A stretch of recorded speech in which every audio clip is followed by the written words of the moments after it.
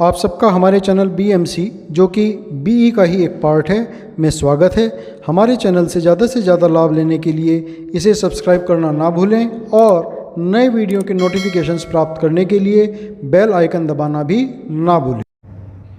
Class 10 chapter number 3 exercise 3.2 में आज हम क्वेश्चन नंबर 2 और उससे आगे के प्रश्न करेंगे। क्वेश्चन नंबर 2 है कि अनुपातों A1 by A2, B1 by B2 और C1 by C2 की तुलना कर ज्ञात कीजिए कि निम्न समीकरण युग्म द्वारा निरूपित रेखाएं एक दूसरे पर प्रतिच्छेद करती हैं, समांतर हैं या समपाती हैं। जो कल हमने इसमें बताया था आपको कि अगर a1x b1y plus c1 equal 0 और a2x plus b2y plus c2 equal 0, ये दो अगर हमारे पास दो चर वाले रैखिक समीकरण युग्म है तो a1 upon a2 not equal to b1 by b2, ये सब हमने कल आपको बताया था। तो इन्हीं सब का प्रयोग करते हुए हमें यहाँ बताना है कि जो हमें नीचे इक्वेशंस दी हुई हैं, दो इक्वेशंस दी हुई हैं, तो अगर हम उन इक्वेशंस का ग्राफ ड्रॉ करेंगे तो वो ग्राफ समांतर, वो ग्राफ जो है सरल रेखाएं आएंगी निश्चित है। तो वो सरल रेखाएं किस प्रकार की हैं? प्रतिच्छेद करती हैं एक दूसरे को, इंटरसेक्टिंग हैं, या पैरेलल हैं, एक दूसरे के समांतर हैं, या फिर समपाती हैं, कोइंसिडेंट। तो ये हमें यहाँ पर बताना है। तो इसका फर्स्ट पार्ट है 5x minus 4y plus 8 equal 0, ये फर्स्ट इक्वेशन है, और 7x plus 6y minus 9 equal 0, ये सेकेंड इक्वेशन है। तो कल हमने बताया था आपको, इसमें एक बार मैं यहाँ पर दोबारा लिख देता हूँ, a1 by a2 not equal b1 by b2। तो रेखाएं कैसी होती हैं? दोनों एक दूसरे को प्रतिच्छेद करती हैं, रेखाएं प्रतिच्छेदी होती हैं। मीन्स इस तरह की रेखाएं एक दूसरे को एक पॉइंट पर इंटरसेक्ट कर जाती हैं। और फिर सेकेंड था इसमें a1 बाई a2 इक्वल हो b1 बाई b2, लेकिन नॉट इक्वल हो c1 बाई c2। तब क्या होता था? रेखाएं समांतर होती, तब रेखाएं समांतर होती, एक दूसरे के बिल्कुल पैरेलल से वो निकल जाती थी। और तीसरी कंडीशन थी कि a1 बाई a2 इक्वल हो b1 बाई b2 इक्वल हो c1 बाई c2। तो रेखाएं कैसी हो जाती थी? समपाती, कोइंसिडेंट रेखाएं हो जाती थी। मीन्स एक रेखा ये है, ठीक इसी के ऊपर दूसरी रेखा। तो ये तीन कंडीशन थी। अगर रेखाएं प्रतिच्छेदी होती है जैसे कि यहाँ पर हमने कहा, तो हम इनको संगत बोल देते हैं कि समीकरण के युग्म हमारे कैसे हैं? संगत। और अगर रेखाएं समांतर हो जाएं जैसे कि ये दूसरी वाली कंडीशन है, तो हम इसको बोलते हैं असंगत। और तीसरी वाली कंडीशन आ जाए तो ये संगत तो है, लेकिन इनको आश्रित संगत बोलते हैं। ये हो जाता है आश्रित संगत। तो अब हम इस फर्स्ट पार्ट में चेक करेंगे कि रेखाएं इन तीनों में से कौन सी कैटेगरी में आती है। तो अगर मैं इन इक्वेशन 1 के जो कोफिशिएंट्स हैं वो फाइंड आउट करूँ, गुणांक जो हैं, तो a1 मुझे मिल जाता है 5, b1 मुझे मिल जाता है -3 4 और C1 मिल जाता है मुझे प्लस के 8। उसी तरीके से दूसरे समीकरण की अगर मैं तुलना कर दूं तो मुझे मिलता है A2 is equal to 7, B2 is equal to 6 और C2 is equal to minus के 9। तो ये मुझे यहाँ पर मिल जाते हैं। तो अब यहाँ पर इनकी हम तुलना करते हैं। A1 by A2 find out करेंगे, 5 by 7। B1 by B2 find out करेंगे, -4 बाई 6। इसको हम लिख सकते हैं 2 से कट जाएगा, 2 दूनी 4, 2 तिया 6, माइनस के 2 बाई 3। तो हमने देखा यहाँ पर A1 by A2 not equal B1 by B2। ये 5 बाई 7 है और ये माइनस के 2 बाई 3 है। तो इसका मतलब क्या हुआ कि ये फर्स्ट कैटेगरी में आया। दिए गए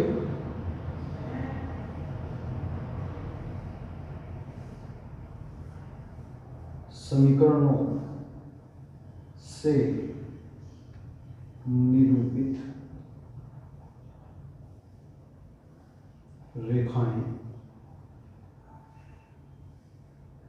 एक दूसरे को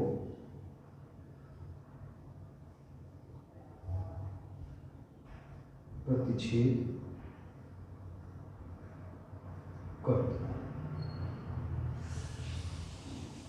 तो इस प्रश्न में हमें केवल यही बताना है कि रेखाएं प्रतिच्छेदी हैं, समांतर हैं या समपाती हैं। उसको आगे हल नहीं करना है। तो ये हमारा यहाँ पर फर्स्ट पार्ट का आंसर हमें मिल जाता है। अब इसमें सेकंड पार्ट है,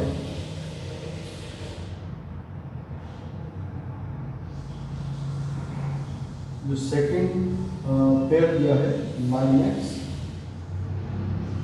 plus 3y plus 12 equal 0 first equation, 18x plus 6y plus 12 equal, ये फर्स्ट है और ये सेकंड।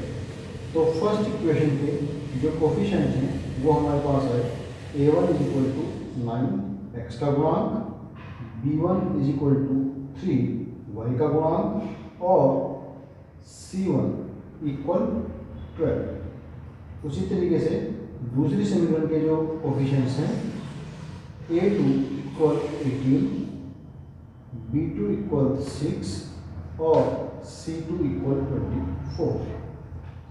तो अब हम तुलना करके हमें जो है गुणांक यहाँ पता चल गए, कोफिशिएंट्स पता चल गए। तो अब हम ये चेक करेंगे कि कौन सी कैटेगरी में ये समीकरण आते हैं। A1 by A2 find out करते हैं। A1 बाई A2 9 बाई 18, 9 से कट जाएंगे, 1 बाई 2 आ जाता है। B1 बाई B2 3 बाई 6, 3 1 जा 3 और 3 2 जा 6, ये 1 बाई 2 आ जाते हैं। तो हमने देखा A1 A2 और B1 बाई B2 दोनों ही 1 बाई 2। तो अब हम तीसरे की तरफ चलेंगे, C1 बाई C2। अगर ये दोनों पहले ही अगर आ जाए A1 by A2 not equal to B1 by B2 आ जाए तो C1 बाई C2 ज्ञात करने की हमें आवश्यकता नहीं पड़ती। तो अब यहाँ पर चूंकि दोनों बराबर आ गए तो C1 बाई C2 भी हमें यहाँ पर फाइंड आउट करना पड़ेगा। तो C1 बाई C2 12 बाई 24, 12 1 जा 12, 12 2 जा, तो ये भी 1 बाई 2 आ गया।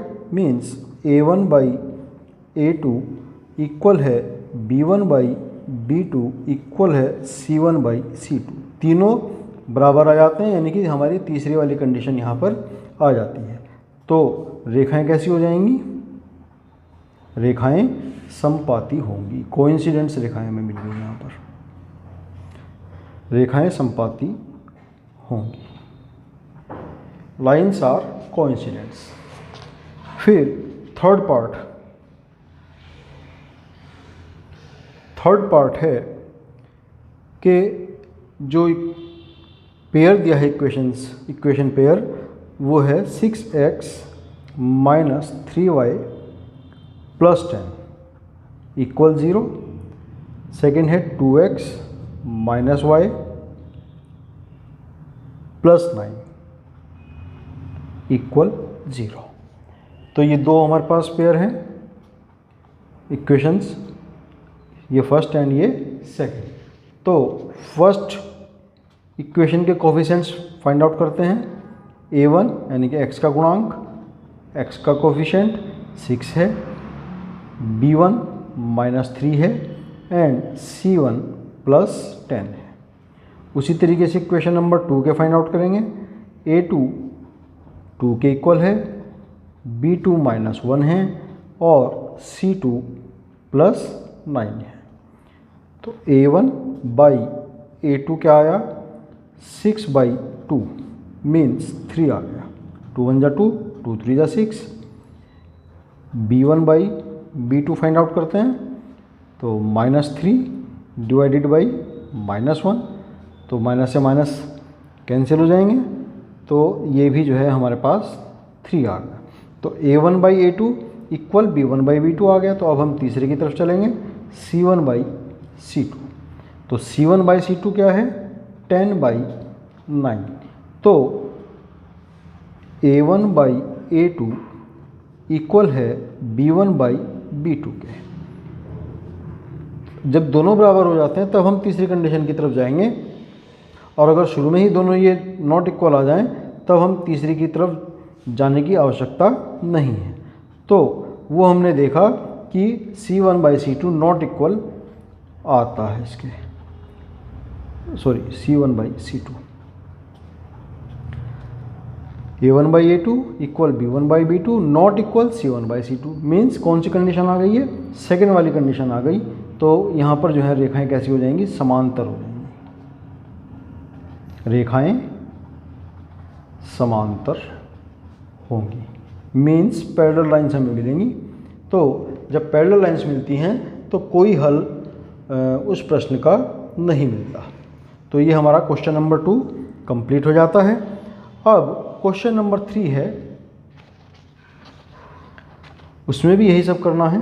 क्वेश्चन नंबर 3 में भी a1 by a2, b1 by b2 और c1 बाई c2 की तुलना करके ज्ञात कीजिए कि निम्न रैखिक समीकरणों के युग्म संगत हैं या असंगत हैं। तो मैंने अभी ऊपर बताया कि अगर पहले वाली कंडीशन हो a1 by a2 not equal to b1 by b2 हो तो उसको हम संगत बोलेंगे। दूसरे वाली कंडीशन हो a1 बाई a2 इक्वल है b1 by b2 not equal c1 by c2 तो हम उसको असंगत कहते हैं। और तीसरी कंडीशन अगर हो जाए तो a1 by a2 equal b1 by b2 equal c1 by c2 हो जाए तो हम वहाँ पर उसको संगत तो बोलते हैं, लेकिन वो आश्रित संगत हो जाता है। तो देखते हैं, चेक करेंगे इसमें।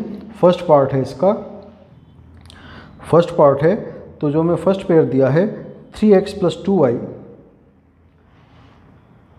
3x plus 2y equal 5। तो इसको मैं लिख सकता हूँ 3x plus 2y minus 5 equal 0। Means हम इसकी जो जनरल फॉर्म है, जो व्यापक इसका रूप है दो चरों वाले रैखिक समीकरण का, वो उस फॉर्म में इसको चेंज करके लिख लेते हैं। अब है सेकेंड इक्वेशन, इसमें 2x plus minus 3y equal 8। Means 2x minus 3y minus 8 equal 0। Coefficients find out करेंगे इनके। ये इक्वेशन फर्स्ट है, a1 इक्वल 3 है, b1 इक्वल 2 है और c1 इक्वल माइनस 5 है। ऐसे ही दूसरी a2 2 आ जाते हैं, b2 माइनस 3 आ जाते हैं, c2 माइनस 8 आ जाते हैं। तो अब इनके जो हैं कंपैरिजन करेंगे। a1 बाई a2 की वैल्यू आ जाती है 3/2, b1 बाई b2 इसकी वैल्यू आ जाती है 2/-3। तो यहाँ पर हमने देखा कि a1 by a2 not equal b1 by b2 है, तो तीसरे की तरफ हमें जाने की आवश्यकता ही नहीं है। a1 by a2 not equal b1 by b2। तो इसका मतलब कौन सी कंडीशन आ गई है हमारी, ये कंडीशन आ गई पहले वाली कि जब रेखाएं प्रतिच्छेदी होती हैं तो एक अद्वितीय हल हमें यहाँ पर प्राप्त होता है, मतलब संगत हमें जो है इसका आंसर मिल जाता है। तो लिखेंगे यहाँ पर कि रैखिक समीकरण युग्म संगत है। यहाँ पर जो हमारा पेयर आया है, संगत आया है, मीन्स कंसिस्टेंट है। इसका कम से कम एक सॉल्यूशन यहाँ पर पॉसिबल है, तो इसलिए हमने इसको कहा संगत है, कंसिस्टेंट है। नेक्स्ट पार्ट है इसका,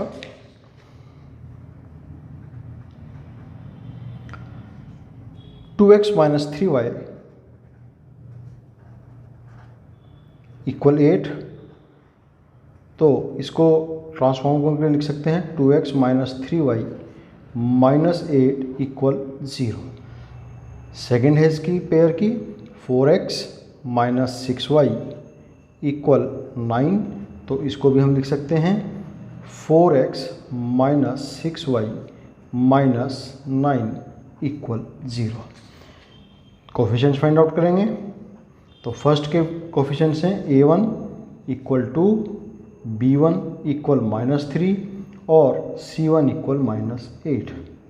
सेकेंड के फाइंड आउट करेंगे a2 equal 4, b2 equal -6, c2 equal -9। तो ये कोफिशिएंट्स हमें मिल गए। अब चेक करते हैं a1 बाई a2 की वैल्यू क्या आ जाती है, 2/4। 2 1 जा 2, 2 2 जा 4, 1/2 आ जाती है। b1 बाई b2 की वैल्यू क्या मिलती है, -3 बाई -6, माइनस से माइनस का तो 1 2, ये भी प्लस के 1/2 आ जाते हैं। दोनों इक्वल हैं। तो अब तीसरे के लिए चलेंगे c1 बाई c2 -8 बाई -9, तो ये आ जाते हैं 8/9। इसका मतलब क्या हुआ कि a1 बाई a2 इक्वल है b1 बाई b2 के, बट नॉट इक्वल है c1 बाई c2। कौन सी कंडीशन आई हमारे पास, ये सेकंड कंडीशन आ गई। समीकरण युग्म pair of equation is inconsistent, असंगत।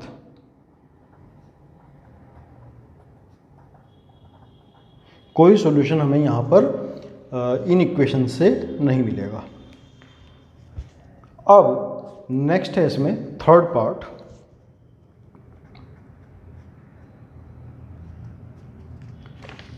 थर्ड पार्ट क्या कहता है, 3/2x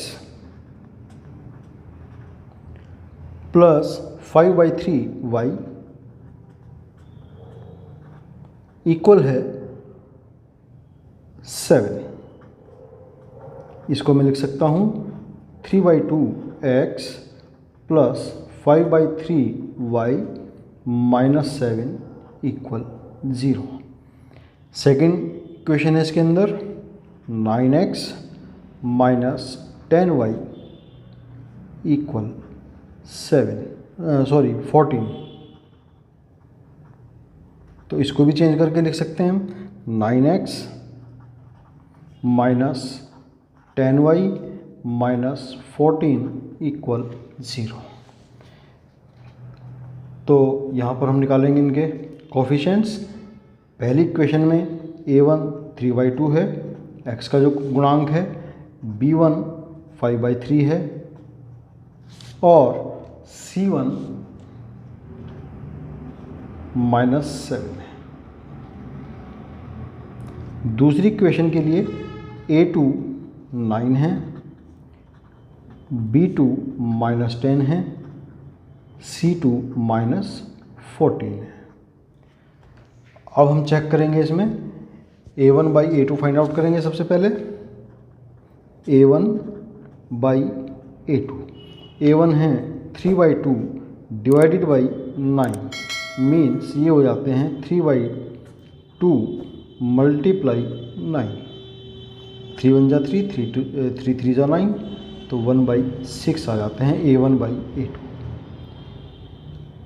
अब हम निकालेंगे b1 बाई B2। B1 की वैल्यू है 5/3 डिवाइडेड बाई -10,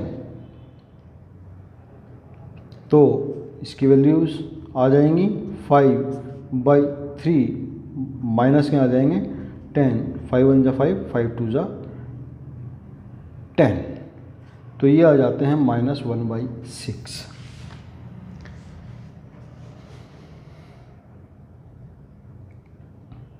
-1/6 आ गए, ये प्लस के 1/6 हैं, ये माइनस के 1/6 हैं, तो A1/A2 नॉट इक्वल B1/B2, दोनों इक्वल नहीं है। इसका मतलब फर्स्ट वाली कंडीशन आ गई, तो यहाँ पर हम लिख देंगे equation, pair of equation is consistent, समीकरण युग्म संगत है।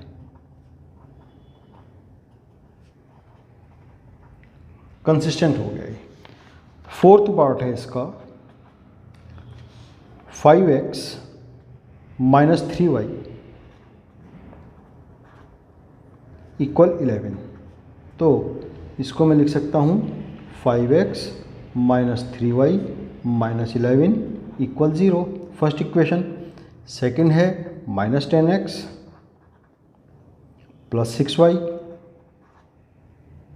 इक्वल -22, इसको मैं लिख सकता हूँ -10x plus 6y plus 22 equal 0, 22 को इधर ले आया। A1 यहाँ पर हो जाते हैं 5, B1 हो जाते हैं -3 और C1 आ जाते हैं -11। उसी तरीके से A2 आ जाते हैं -10, B2 आ जाते हैं 6 और C2 आ जाते हैं 22।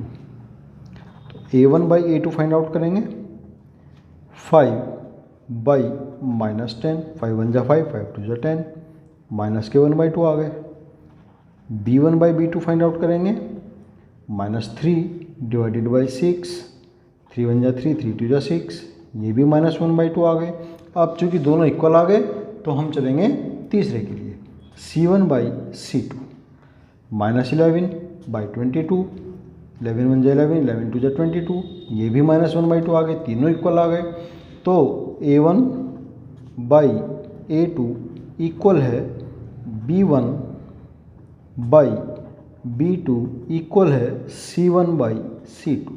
मीन्स क्या हुआ ये, इसमें दोनों जो इक्वेशंस की जो हम ग्राफ खींचेंगे, लाइन्स आएंगी, दोनों कैसी होंगी, कोइंसिडेंट लाइन्स होंगी, संपाती रेखाएं होंगी। मतलब इन समीकरणों के हमें अनेक हल प्राप्त होंगे। तो अनेक हल प्राप्त होंगे, इसका मतलब कम से कम एक हल तो मिल ही रहा है, तो इसका मतलब क्या हुई, संगत हुई लेकिन आश्रित हुई, कंसिस्टेंट है समीकरण युग्म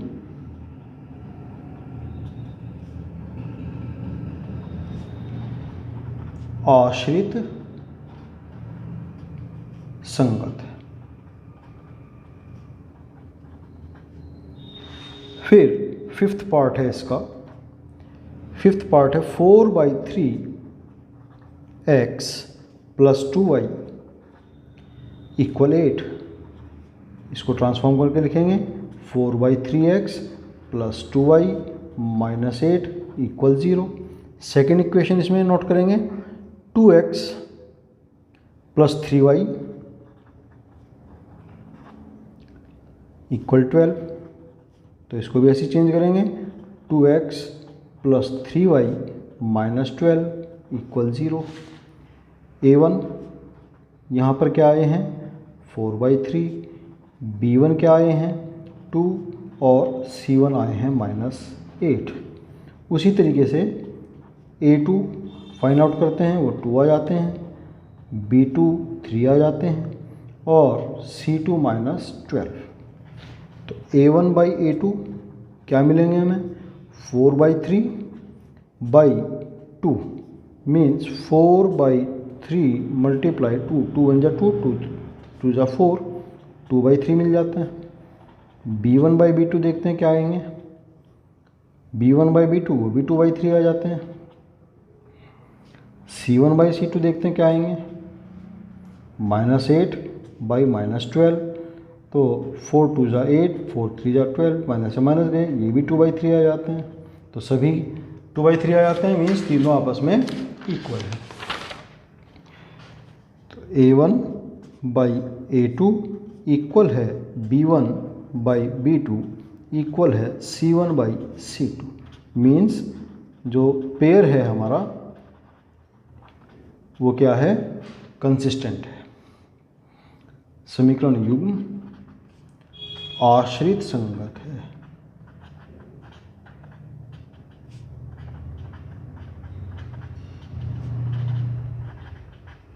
तो ये हमने एक्सरसाइज 3.2 के क्वेश्चन नंबर 2 और 3 किए। अगर आपको मेरा वीडियो पसंद आया हो तो इसे लाइक ज़रूर करें और ज़्यादा से ज़्यादा शेयर भी करें, जिससे ज़्यादा से ज़्यादा स्टूडेंट जिनका लाभ उठा पाएँ। धन्यवाद। आपका दिन शुभ हो।